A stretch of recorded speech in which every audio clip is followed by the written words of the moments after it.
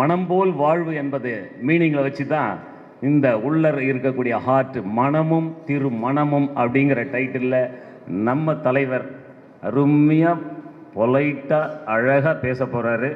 கண்டு ரசிப்போம், கேட்டு ரசிப்போம், ருசிப்போம். எல்லாருக்கும் வணக்கம். 2வது நாள் நிகழ்ச்சி காலையிலேருந்து இதை பண்ணு, அதை பண்ணாத, இதை பாரு, அதை பார்க்காத அப்படின்னு காலையிலேருந்து உங்களை போட்டு உங்கள் மண்டையில் நிறைய ஏற்றிருக்கிறாங்க இல்லையா? 3 செஷன் இங்கே லேடிஸ் தாயம்மாக்களுக்கு, அங்கே பிள்ளைங்களுக்கு, அங்கே பெரியவங்களுக்கு, இப்படி 2வது நாள் சாப்பிட்ற நேரம் தவிர இதை பண்ணு, அதை பண்ணு, இது செய்ய அப்படின்னு சொல்லிகிட்டே இருக்கிறோம். கொஞ்சம் ரிலாக்ஸாக இருப்போம். மனமும் அப்படின்னு சொல்லியிருக்கிறாங்க. மனமும் அப்படின்னா என்ன நினைக்கிற, உன் மனசு என்ன நினைக்குது அப்படின்னு ஒன்று. அதனால் வருகின்ற திருமணங்கள் எப்படி நிச்சயிக்கப்படுகிறது அப்படின்னு ஒன்று. இதை நான் அறிவுரையாக சொல்லலை, இதை ஒரு காஷனாக சொல்கிறேன். நான் காலையில் நான் அப்பாமார்களுக்கெல்லாம் பேசினேன். இப்போ மாலையில் நான் அம்மாமார்களுக்கு, தாய்மார்களுக்காக பேச போகிறேன். குழந்தைய வளர்க்குறீங்க, தோல் மேலே குழந்தை வளர்ந்து போச்சுன்னா குழந்தைய சொல்கிறத நீங்கள் கேட்குறீங்க, நீங்கள் சொல்கிறது குழந்தைய கேட்கறது இல்லை. இது இப்போ இருக்கிற மனமாற்றம். பரவாயில்ல சார். நிறைய இடத்துல நான் பார்க்குறேன்,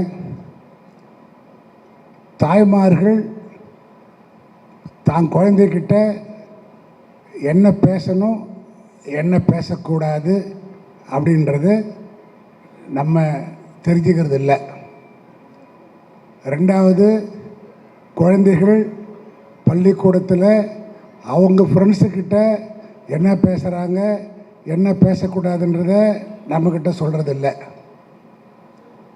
3வது, பள்ளிக்கூடத்தில் இருக்கிற டீச்சர்ஸ் குழந்தைகளை பற்றி நம்மக்கிட்ட பாடத்தை பற்றி தான் சொல்கிறாங்களே ஒழிய அவங்களுடைய நடவடிக்கைகளை பற்றி நம்மக்கிட்ட சொல்கிறது இல்லை.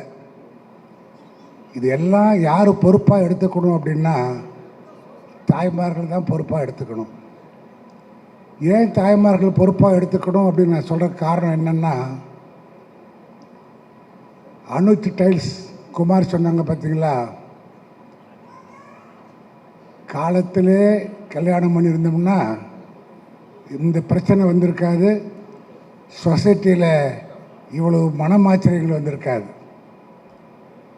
இப்போல்லாம் லேட் மேரேஜ்னால் என்ன, எபோவ் 30 years, 30 வருஷத்தை தாண்டி திருமணம் பண்ணணும் அப்படின்னு. ஆனால் குமார் ஐயா சொன்ன மாதிரி 20, 22 பண்ணி பாருங்கள். எங்கள் அம்மாவுக்கு கல்யாணம் ஆகும்போது வயசு 13, எங்கள் அப்பாவுக்கு கல்யாணம் ஆகும்போது வயசு 18,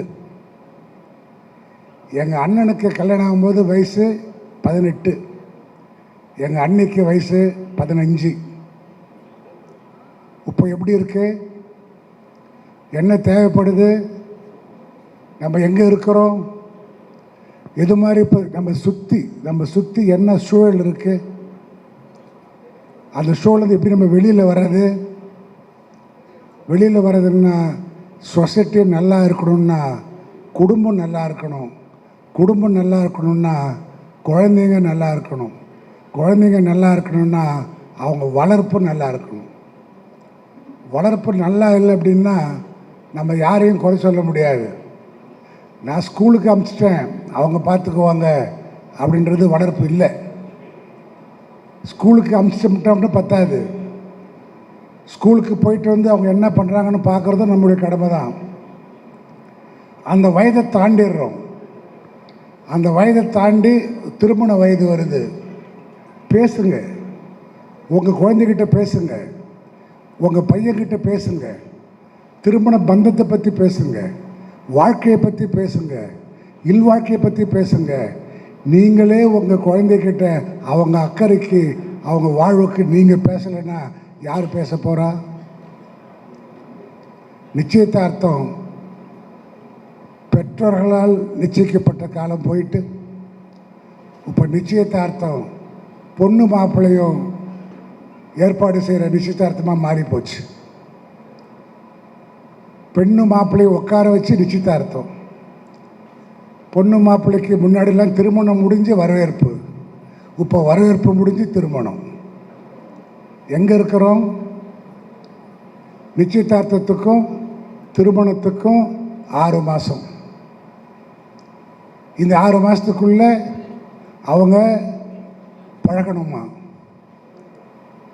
எங்கள் பகுதியில் திருமணத்தன்னு 2 தாலி உண்டு. 2 தாலி. ஒரு தாலி திருமண தாலி, அடுத்த தாலி நாகவல்லி தாலி. நாகவல்லிங்கிறது முதல்ல கணவன் மனைவியாக அனுப்புகிறோம்.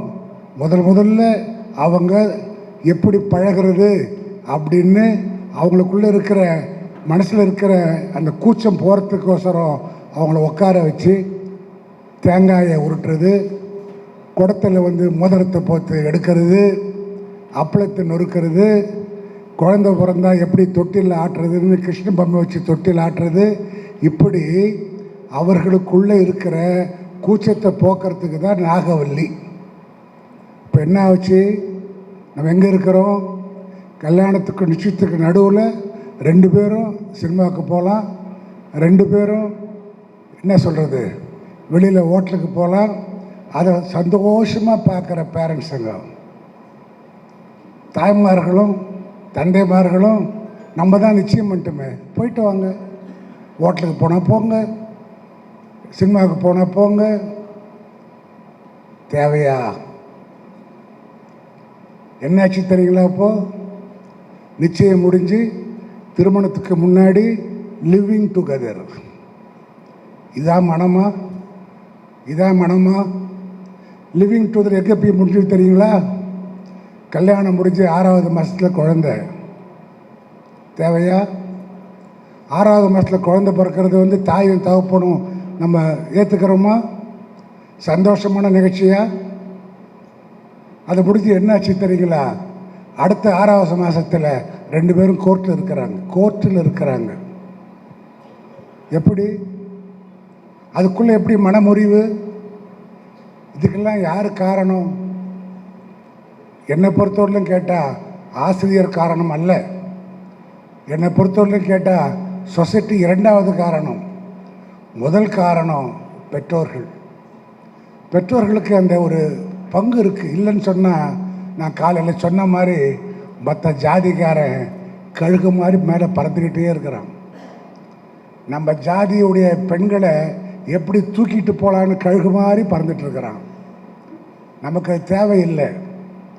அது மாதிரி இப்போ என்னை பொறுத்தவரைக்கும் பார்த்தீங்கன்னா பாண்டிச்சேரியில் அசோசியேஷன் வச்சுருக்கிறது மட்டும் பெருசு இல்லை, கவுன்சிலிங் வச்சுருக்கிறோம். கவுன்சிலிங் எதுக்கு வச்சுருக்கிறோம் அப்படின்னா, கல்யாணத்துக்கு முன்னாடி கிடைக்கின்ற ஏதாவது திருமண பிரச்சனைகள் வந்துச்சுன்னா அந்த பொண்ணை கூப்பிட்டு பேசி மனசு திருத்தறதுக்கு தான் கவுன்சிலிங் வச்சுருக்கிறோம். ஒரு பொண்ணு திடீர்னு ஒரு நாள் காணாமல் போயிடுது. எங்கே போச்சுன்னு தெரியல. பெற்றோர்கள்லாம் ஏக்கமாக துடிக்கிறாங்க. 3வது நாள் அந்த பொண்ணு ஃபோன் பண்ணுது, அப்பா என்னை கூட்டிகிட்டு போயிடுங்க. என்ன காரணம்? வயசில் இனம் முடியாத ஒரு ஆசை ஒரு பையனோட வெளியில் போகுது. இங்கே நான் ஓப்பனாக சொல்கிறேன், அந்த பையன் அரிஜன். அந்த பையனோட போகுது. அந்த பையன் என்ன சொன்னான்னு தெரியாது. திருப்பதிக்கு போகிறாங்க, சாமி கும்பிட்றாங்க, மறுநாள் அக்கா வீட்டுக்கு போகிறாங்க, 3வது நாள் பையன் சொந்த வீட்டுக்கு போகிறான். அப்போ தான் அந்த பொண்ணு பார்க்குறா, கூரை வீடு, டாய்லெட் இல்லை, பாத்ரூம் இல்லை, கிச்சனு, பெட்டு எல்லாமே அந்த ஒரு குடிசைக்குள்ளே. இந்த பொண்ணு நம்ம ஏமாந்துட்டோம், நம்மளை ஏமாற்றிட்டோம், அப்படின்னு சொல்லி அப்பா அம்மாவுக்கு ஃபோனை போட்டு என்னை அழைச்சிட்டு போங்க